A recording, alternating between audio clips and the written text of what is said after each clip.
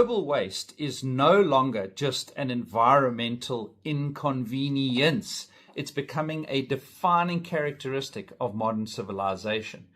The sheer scale is unbelievable. I actually couldn't believe this when I read it. We're currently generating 2.5 billion tons of municipal solid waste every year. Just to put that into perspective, that is enough to fill a line of garbage trucks that would circle the earth over 100 times. The trajectory, we're on track to hit nearly 4 billion tons by 2050. Composition of this waste is 37% is organic waste, and that comes to 44% when you include food waste. Plastic and paper make up the bulk of the remainder of that waste. So, controversially, if you think about it, buying an electric car, using paper straws and all of these things, they're fantastic marketing messages, but the reality is they pale in comparison to the kind of waste that we're generating globally. Believe this. The total waste, if it was a country, would be the third largest emitter in the world. That is a waste superpower. The common myth with recycling is that our waste is processed locally. In reality, it is exported under the guise of trade. The overwhelming receivers of this trash are developing countries, particularly Southeast Asia and Africa. Vietnam, Ghana, for example, have historically been primary dumping grounds for Western plastics, textiles, and e-waste. You just go on YouTube, search recycling in Africa. It will blow your mind what those guys go through in terms of recycling these things. It is a complete and utter mess. Interestingly enough, in 2025, countries like Thailand joined China and simply banned plastic imports in entirety because their infrastructure simply couldn't cope with the volume. The consequences, when these countries become overwhelmed, the waste, it doesn't get recycled. It's burned in open pits or dumped in rivers, leading to toxic chemical exposure for local populations. Let's deal with the food paradox. We know that a large chunk of the world is absolutely starving and starves to death, right? Global food prices remain absolutely volatile, but the sheer volume of food that is thrown away is staggering. 1 billion meals per day are thrown away. 19% of all food that is available to customers is wasted annually. Think about that for a moment. The daily reality is that households alone are responsible for wasting over 1 billion meals every single day. Is not made of stone. The climate link.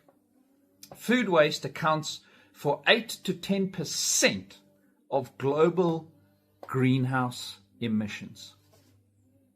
8 to 10% of global greenhouse emissions is generated by food waste. If food waste was a country, it would be the third largest emitter in the world. It is a republic of the unchosen. Let's talk about the consumption engine. What is driving this? It's new as a requirement. The key driver of waste is not just a lack of recycling. It's mindless consumption. We've shifted from a culture of repair to a culture of replace. So let's talk. Currently, 73% of all textiles end up in dumps every year. Many garments being worn between 7 and 10 times before being discarded.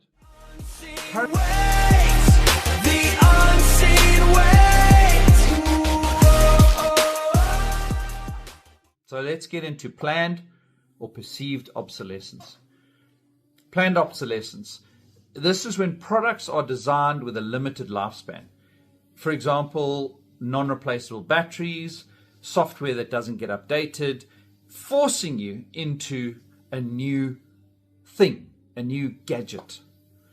Perceived obsolescence, and this is even more dangerous, is the psychological drive that marketing makes perfectly functional items feel old and outdated simply because a newer aesthetic version exists.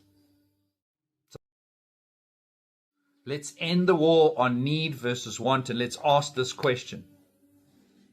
We're living in an age of mindset marketing, where sophisticated AI and neuroscience are used to trigger your creating or relishing mindset, making you want what feels like a biological need. Let's let the light create it. In closing, is your latest purchase solving a problem in your life, or is it just scratching an itch that marketing created? Marketing and advertising doesn't just sell products. They sell the idea that our current self is incomplete. The manufactured dissatisfaction is the fuel for the global waste engine. And until we decouple our identity from what we consume, the mountains of waste will keep growing. Thank you for watching to the end. And if you enjoyed the video today, please like, subscribe, and share it, as I'll be unpacking more potentially contentious points as the channel moves forward. I'll be taking some videos and photographs, sharing them and uploading them of the burning trash in South Africa in informal settlements. I'll be taking some